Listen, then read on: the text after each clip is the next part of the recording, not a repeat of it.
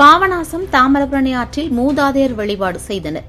நெல்லை மாவட்டம் பாபநாசம் தாமிரபரணி ஆற்றில் மூதாதையர் வழிபாடு நடைபெற்றது. ஆடி அமாவாசையை முன்னிட்டு நெல்லை மாவட்டம் மட்டுமின்றி தமிழகத்தின் பல்வேறு மாவட்டங்களில் இருந்தும் ஆயிரக்கணக்கான பக்தர்கள் மூதாதையர்களுக்கு எள்ளும் தண்ணீரும் இறைத்து மூதாதையர் வழிபாடு செய்தனர்.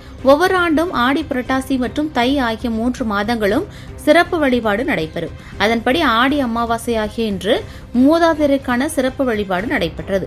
ஏராளமான புரோகிதர்கள் படித்துறையில் அமர்ந்து பொதுமக்களுக்கு மூதாதையர் வழிபாடு நடத்தினர். ஆடி அமாவாசையை முன்னிட்டு பாபநாசம் மற்றும் காணி குடியிருப்பு பகுதிகளுக்கு அரசு போக்குவரத்து கழகம் மூலம் சிறப்பு பேருந்துகள் இயக்கப்பட்டன. பாதுகாப்பு ஏற்பாடுகளை காவல்துறையினர், வனத்துறையினர், தமிழ்நாடு ஊர்காவல் படையினர் மற்றும் தன்னார்வ தொண்டர்கள் செய்திருந்தனர். சமூக ஆர்வலர் கிரிக்கெட் மூர்த்தி ஒளிபெருக்கி மூலம் விழிப்புணர்வு பிரச்சாரம் செய்து வருகிறார்.